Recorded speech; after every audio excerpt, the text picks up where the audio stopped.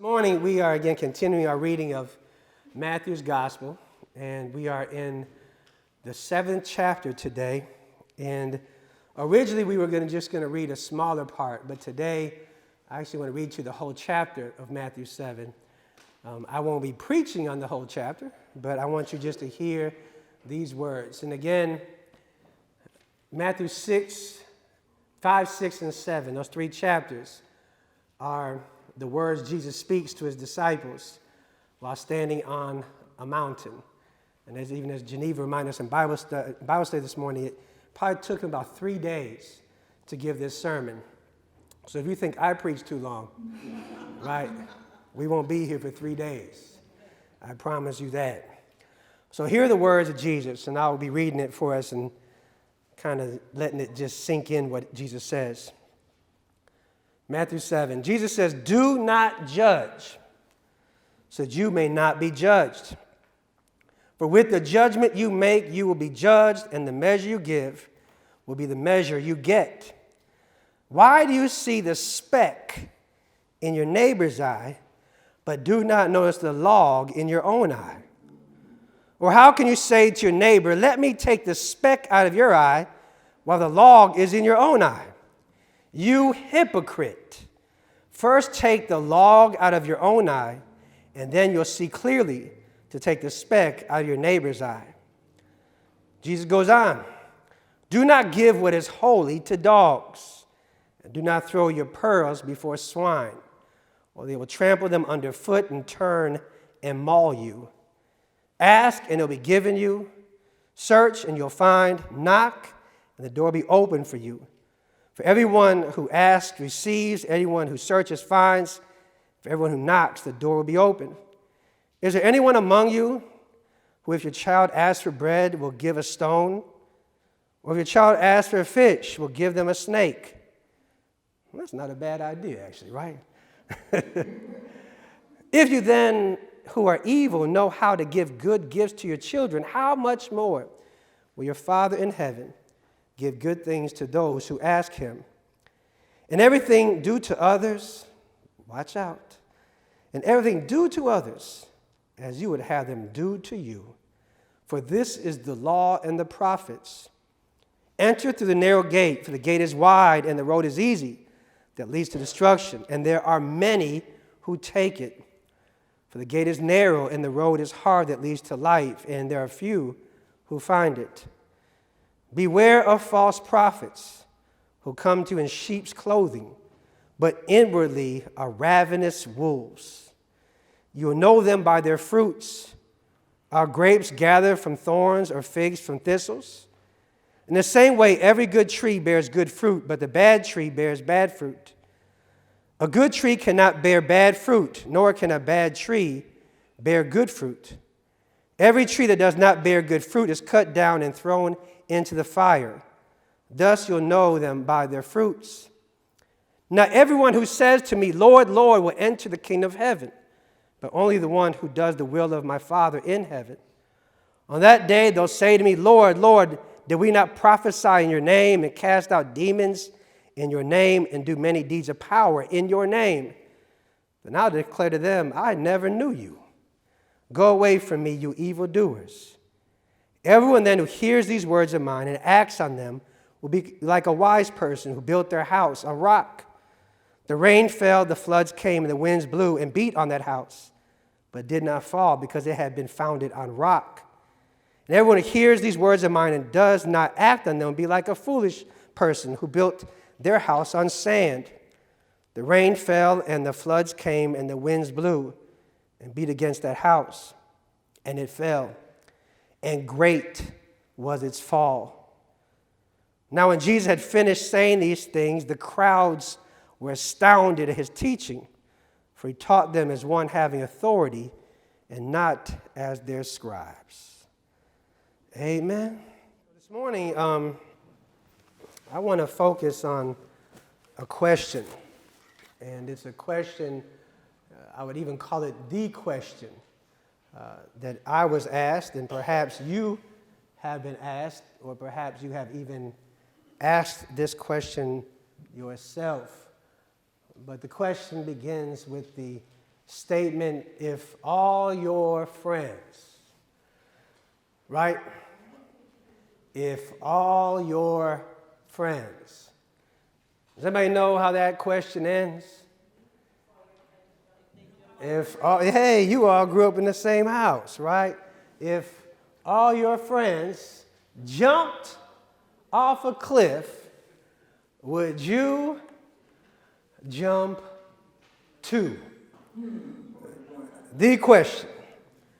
I can remember the person who asked me the question. It was my father. I was a tween, right? Everybody know what a tween is? A tweener? A tween is in between teenage, right, and adolescence. We have a tween in our house right now who is 10, who, Lord have mercy, right? Getting a taste of those teenage years yet to come. But I was a tween. I was about 11, 12 years old, and I was going to go to the mall with my friends. And my father posed this question. He said, if your friends jumped off a cliff, would you jump too? And I remember thinking, unfortunately I didn't say it, I had a filter, because certain things I would say that would get me only in trouble. I remember thinking, because again, I grew up in Cleveland, Ohio. I didn't grow up in Colorado. There were no cliffs. In fact, I was thinking, we go to the mall, we don't see any cliffs, Dad. But I understood what he was getting at, right? I understood what he was trying to say. In fact, one of the responses I have up here is this meme: if your friend jumps off a cliff, you should too, right? As the other ducks want to wait and see what happens first, right? Before they decide. But actually, I think this one will probably capture more of my thought, my response, that dear Mom and Dad, if my friends were to jump off a cliff, it would most likely be my idea to do so. Since your kid is a leader, not a follower. Often when my friends got in trouble, it was me who came up with the idea of what we were going to do. Of course, I wouldn't tell my parents that at the time. But again, it's that whole idea of that my father was getting at is more that question that's behind the question, right? He was trying to ask something deeper than just jumping off a cliff. What he was trying to find out is he was asking me about just simply who I was following, right? Are you going to follow the crowd, or are you going to follow your conscience? Are you going to follow how people view you, or are you going to follow how you value you, right? Are you going to go along so we could all get along? Or are you going to do what's right in those times? Are you seeking to follow truth? Or are you just looking to follow the newest trend? It's difficult in life, I think, especially when you're younger, but it doesn't get any easier as you get older. It's so much easier to just follow the crowd, to just do as everyone else does. There's a danger in that, of course. I like this one, too, to think about for us. Be careful when you follow the masses. Sometimes the M is silent. You all can get that after church, since us holy folks don't want to laugh in church, right? So this understand crowd that I've talked about before with you, I think is so paramount in our understanding. And really it's so important in Matthew's gospel and what he teaches us with this time we're reading of the Beatitudes and the Sermon on the Mount. Matthew chapter 5 begins with these words, where we're told in the beginning that when Jesus saw, and you see the word, the crowds, he went up the mountain, and after he sat down, his disciples came to him. Again, words are so important and have so much more meaning to it. Matthew is letting us know that Jesus' ministry is beginning to take off. Now, we're only in Matthew chapter 5 right here, what I'm showing you today.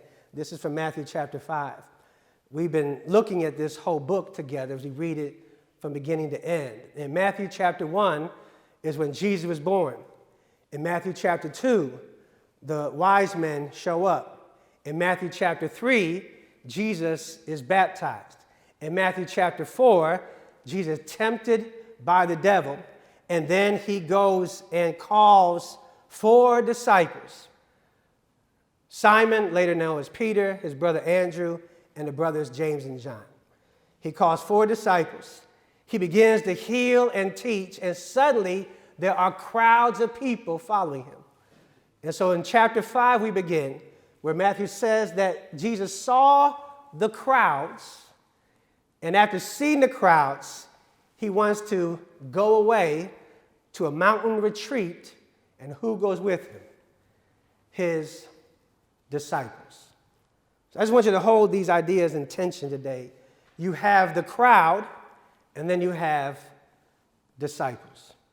And interesting enough, the word in Greek for crowd is aklos, which is where we get the word ochlocracy, which is different than oligarchy, because ochlocracy is basically rule by mob or mob rule, where the crowd decides right or wrong, the crowd decides what will be done. Oligarchy is the rule of a few who make decisions for all. But really, the crowd, again, in Greek, is the crowd or the mob of people. And then later, we're told about the disciples, where the Greek word is mathete.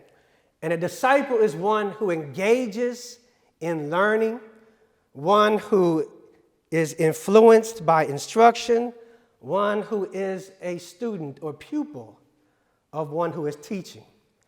So you have the crowd, and then you have disciples.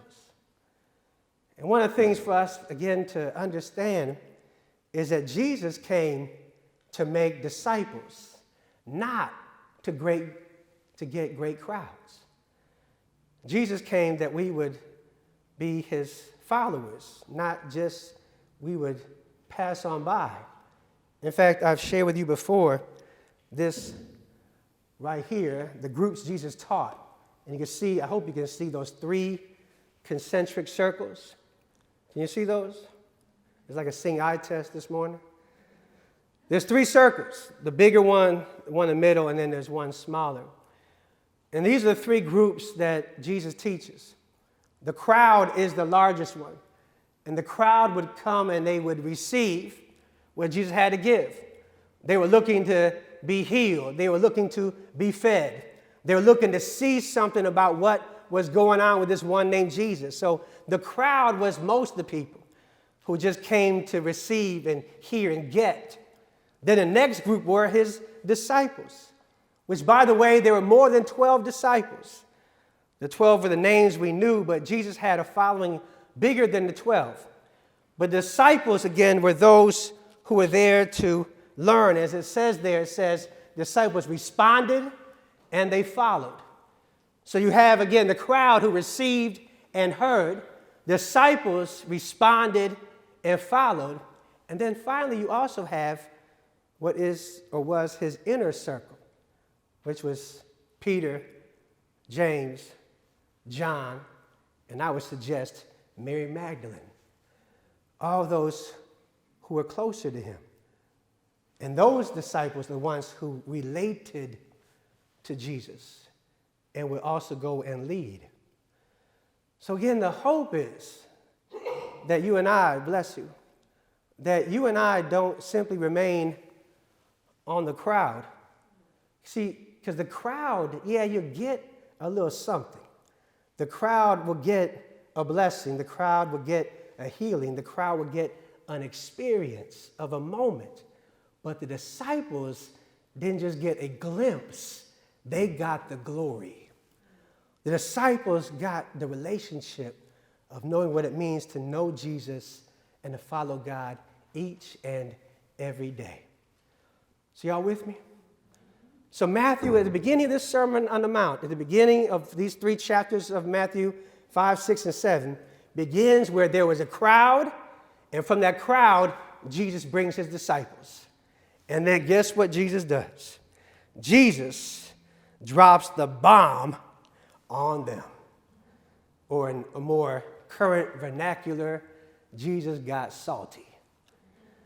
Jesus let them know, here's what it means to follow me. If you want to do God's will, here's what God's will looks like.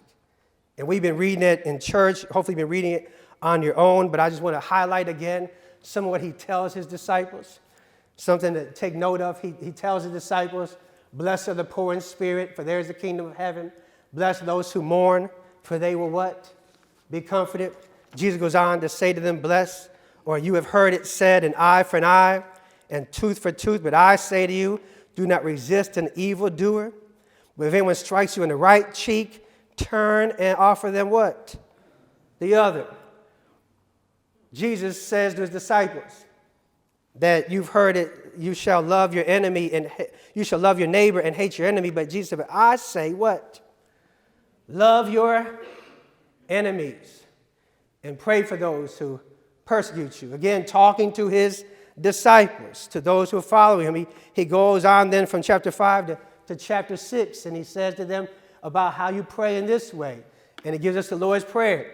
And in that Lord's Prayer, he says that you are to forgive those who have hurt you as God has forgiven you for those whom you have hurt. And goes on from there to say that you can't have two lords. You cannot serve God and wealth. Then has the audacity to say, don't worry about tomorrow, for tomorrow brings worries of its own. Today's trouble is enough for today. And then we're in chapter 7, where Jesus now goes into this. Today, Jesus says in our hearing, do not what? Turn to your neighbor and say, don't judge. Don't judge. Turn back to them and say, yeah, right. Don't judge, Jesus says in today's reading. In fact, Jesus says, if you judge, the judgment that you judge by is the same that you'll be judged with as well. Goes on to say that if you ask, you'll receive, search, you'll find, knock, the door will be open. Goes on to say, do unto others, which is called what? The golden rule. Do to others as you would have them what? Do unto you. Tells us the gate is narrow that leads to life. Wide is the way that leads to death. And then concludes by saying that not everybody who says, Lord, Lord, actually knows me. So these are the words Jesus speaks to his disciples. And I'm going to show you what happens at the end. He's speaking, the crowd grabs the disciples, goes up the mountain, and says, here's the deal, which I appreciate. You know, you ever gotten into a relationship with somebody that they weren't really truthful with you? Right? And this could be, and I'm not just talking about a relationship with a person, it could be a relationship with a mortgage company, a credit card company. You know, you have to read the what? Because the devil's in the details, right? I appreciate Jesus like, look, up front, here's what you're getting into. This is what God asks of us. And so in some ways, it's like you can either stay or you can go. But here's what God is calling us to do. And these heavy teachings are what Jesus gives. Now today, I can't go through all of them. We don't have the time. But I wanted to just stay for a moment with chapter 7 of what Jesus says here about the beginning part of do not judge. Do not judge. It's unfortunate that even though Jesus says do not judge, churches have been known for what? Being judgmental. In fact, some of the most judgmental places you can go to are church, right? It's almost as if we just cut this part out of the Bible and discard it away. Do not judge, but let's be honest, it's so difficult not to, right?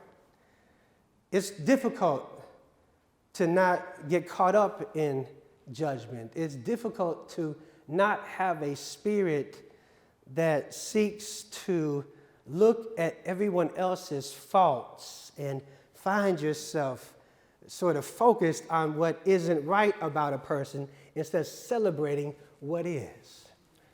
It's difficult. It's kind of just sort of human nature because, again, church is not the only place where it's practiced. It's practiced in so many other things where we judge. And I want to say Jesus isn't, and I'll get to it a little bit later, he's not saying don't use any judgment in life. You can't let people just walk all over you. But what he's trying to get us to see especially is about not getting caught in a place where we go right to being judgmental. And I'm sure in some way, shape, or form, everybody here has been judged. And the worst kind of judgment is what we would call a pre-judgment.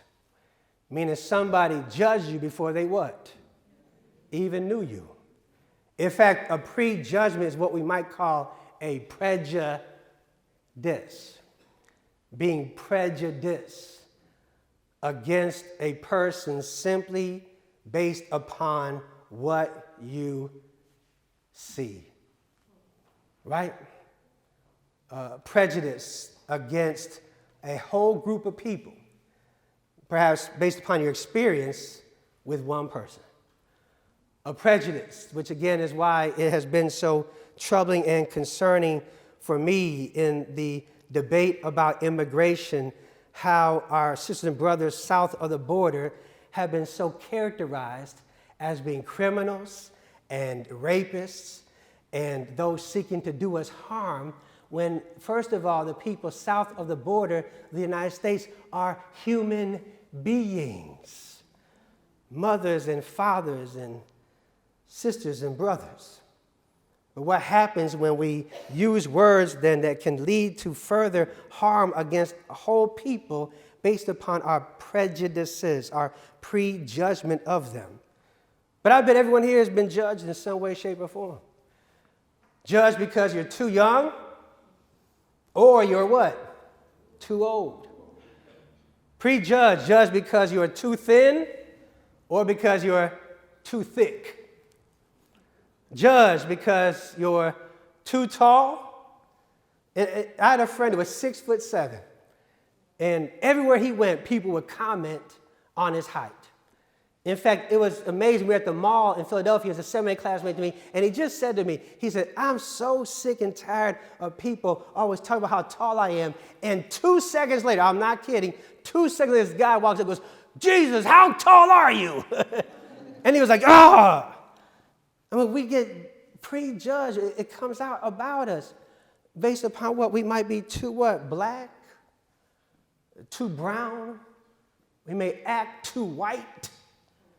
We get judged in all these different ways. We get judged because we're too masculine or we're too feminine. We get judged because we're too gay or too queer. We get judged we're too rich, too poor. We get judged because we're too affluent. We get judged because we're too ghetto. We get judged because of all these ways before anyone even knows you.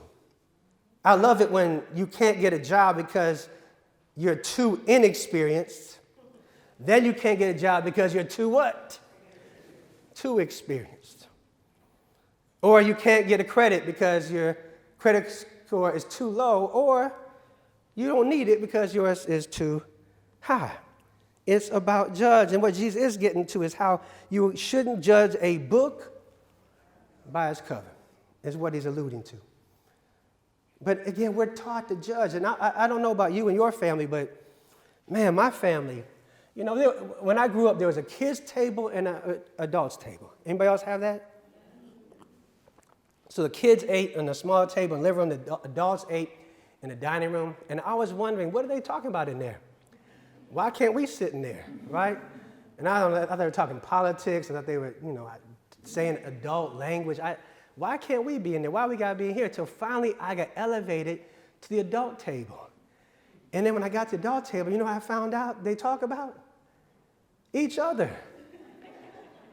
The adults were only talking about everybody else, and they would stay at the adult table for hours The kids that we be done eating, want to go play, we be up, but the adults will stay there for hours. It's nice to wonder, why don't you have a place to go? Why are you all still here? But I later realized they don't want to leave the table, because as soon as you leave the table, guess they're talking about now? Well, you know she, right? you know what he.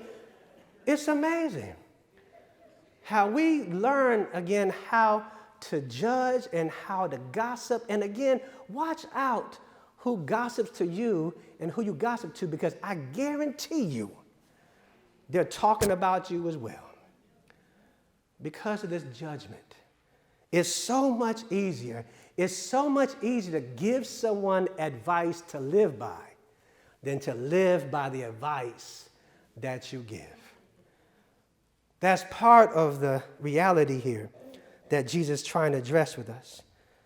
Don't judge. And part of what he's also saying here is I just want to see clearly, he also says here, it's not so much don't judge, but before you judge, you should do what?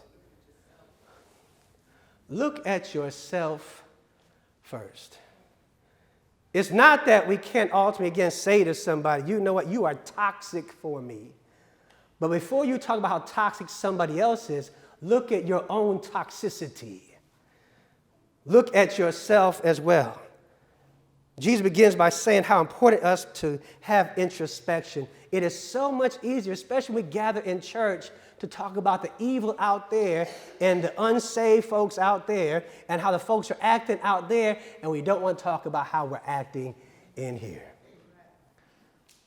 Evil, must remember, evil is looking to find a place right here and here. That's where we must always be vigilant to look at for each and every one. Just because you were saved at some point doesn't mean that evil doesn't still find a home in you. That's what Jesus is getting at for us today, is how we look at ourselves. I was at a pastor's meeting, and it's always funny to me, again, that so often when you're with pastors, it's like everybody has to out-holy somebody else. You know, you got to be on your best behavior and put on your pastor talk and, well, just the voice you use. And so the guy was talking to us, and he was doing a presentation, and he says to us, he says, the first thing I do, he says, the first thing I do in the morning when I wake up is I ask God, what do you want me to do today? He says, that's the first thing. When I get up in the morning, the first thing I do is I say, God, what do you want me to do? God, how are you going to work through me today? What do you want me to do today, God?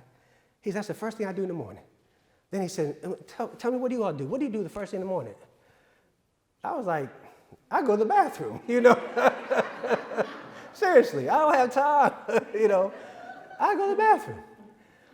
And then I thought about, the second thing I do after I go to the bathroom, I stay in the bathroom and I go to brush my teeth. But before I brush my teeth, you know what I do? I look in the mirror. And I don't know about you and how you look in the morning, but when I look in the mirror in the morning, I look rough. It takes some work. Right, Michelle? It takes some work. That's why, hey, man, good morning. It takes some work to get this pretty, right? I look in the mirror and I see that there's sleep in my eye, and I see that there's some crust or something here, and I see my hair but I look in the mirror so I can look at myself. Later, I look outside to see the what? Weather. But before I look out, I look in. And I think that's why it's so critical, again, to see that before you look out at somebody else to correct them, first look at yourself.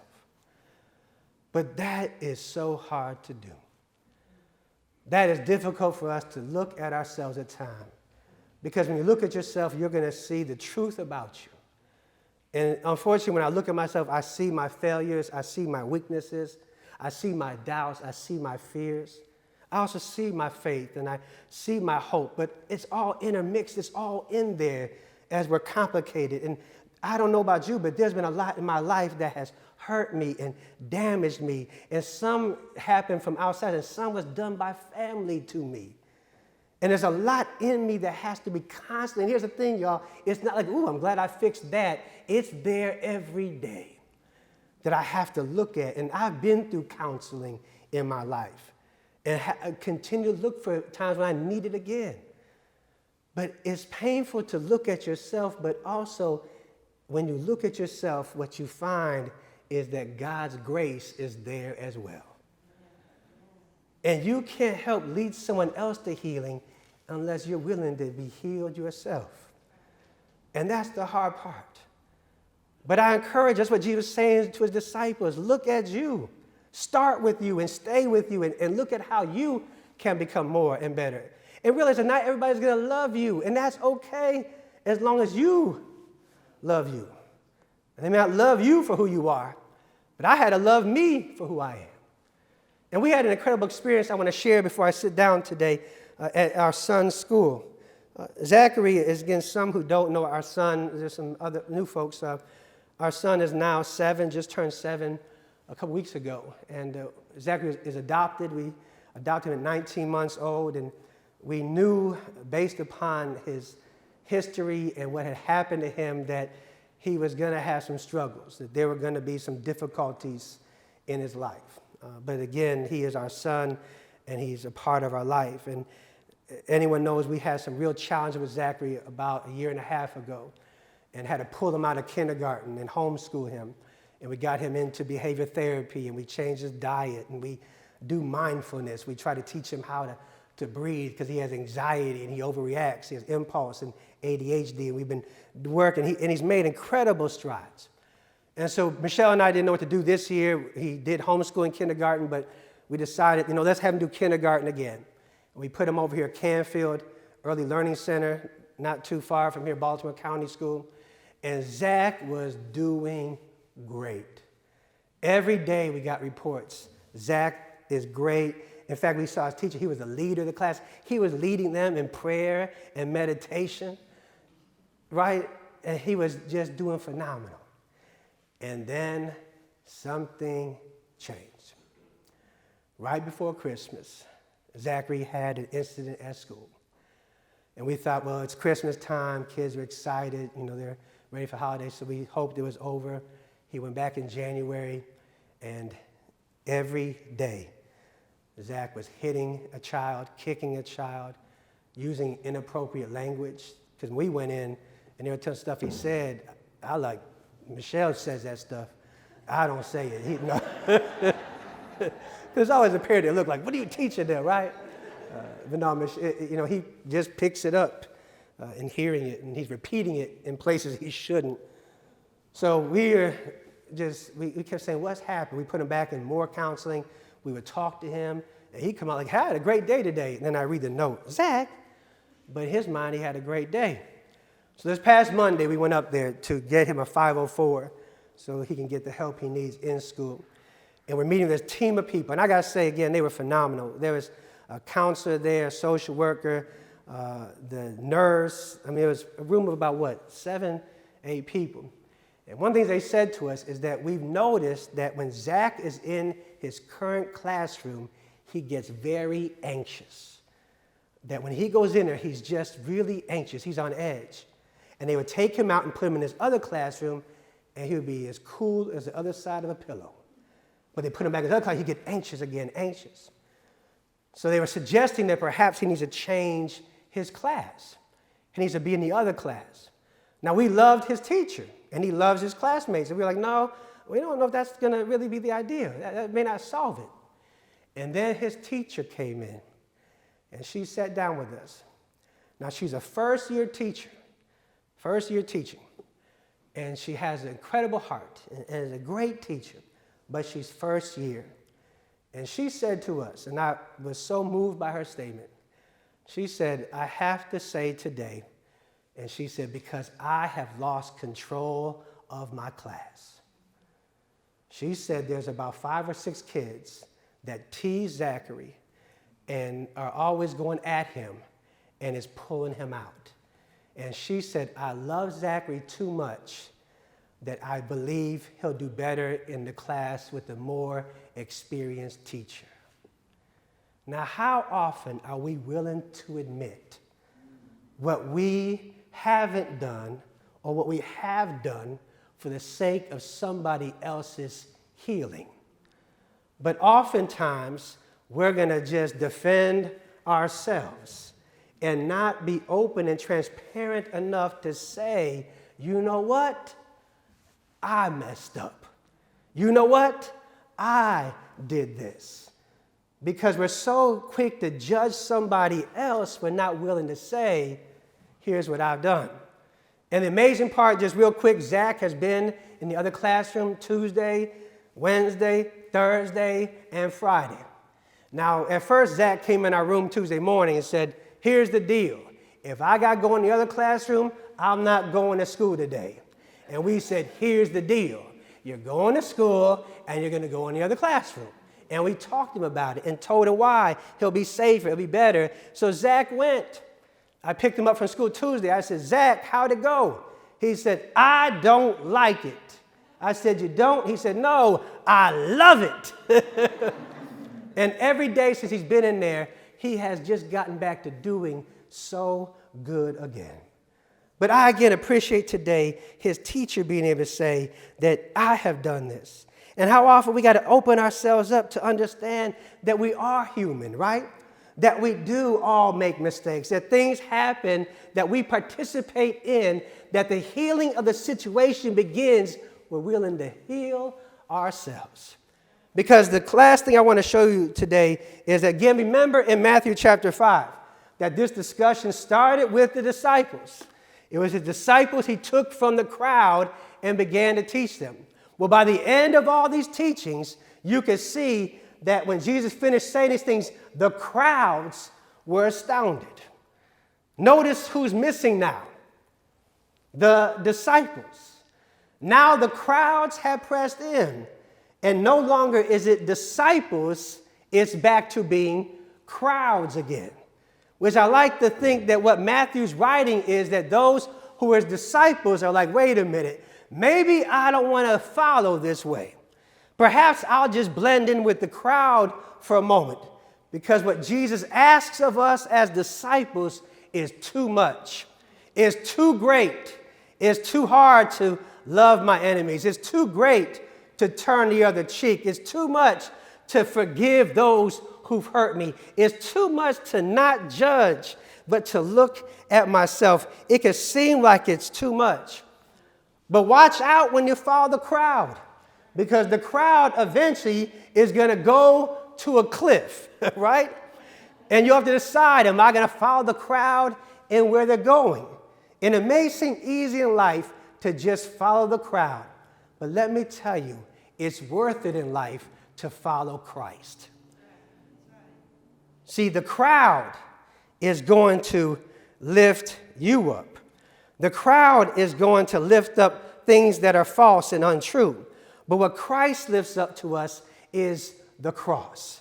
And when we follow Christ as disciples, and to our best of our ability, live in the way he called us to live, you don't just get a glimpse of Christ, you see the glory of Christ. He may lead us to a cross, but at that cross, we see God. And God meets us in our shame, our pain, our difficulties. And God is there to reassure us that God will bring us through whatever comes our way. So today, I just ask you the question. If all your friends jumped off a cliff, would you jump too? Or would you follow Jesus and where he leads us? Amen? Amen. Let's give God a hand clap of praise.